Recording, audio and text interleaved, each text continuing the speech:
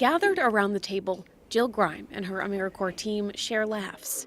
But the topic of discussion isn't very enjoyable. Jarring for everyone. No one was expecting it. They're filling out their final evaluations. Their work for AmeriCorps ended suddenly this week, 4 months earlier than expected. Grime was drawn to AmeriCorps in 2023 to gain work skills, but also make a difference, like her work with Burr Oak Land Trust, helping grow and maintain public parks. Imagine turning a forested area that should be a prairie back into a prairie and just kind of helping to advance that biodiversity. That was supposed to be her summer. Then the phone rang on Monday.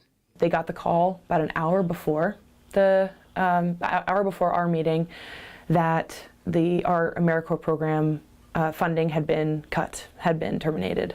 And then he said, your last day is today. The cuts leave Burr Oak and dozens of other nonprofits, government agencies, and more without hundreds of helping hands on projects.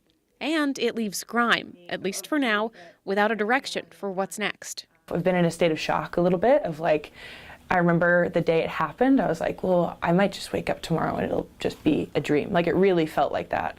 Some Republicans have criticized AmeriCorps as a waste of taxpayer money for failing 8 government audits. In response to the DOGE cuts, Republican Ashley Hinson voiced support for the AmeriCorps mission, but said she also wants to ensure taxpayer dollars are respected. The most recent audit of AmeriCorps found holes in things like record-keeping and oversight, but it flagged $0 as fraud or questionable spending. Do any of those justifications make sense to you?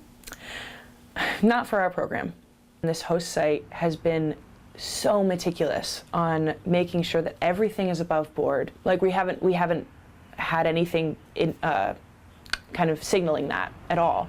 So that's why it was so much of a shock for us, where we were doing everything right, and then it just kind of for no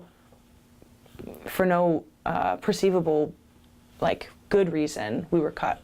With her team and hundreds of other members now adrift, Grimes says she's treasuring these final meetings. Everyone is looking out for each other all the time, making sure that no one's struggling, and if they are, then we kind of bear some of that weight for them, and But they are still struggling to understand why their work helping the community ended so suddenly. In Iowa City, Becky Phelps, KCRG TV 9 News.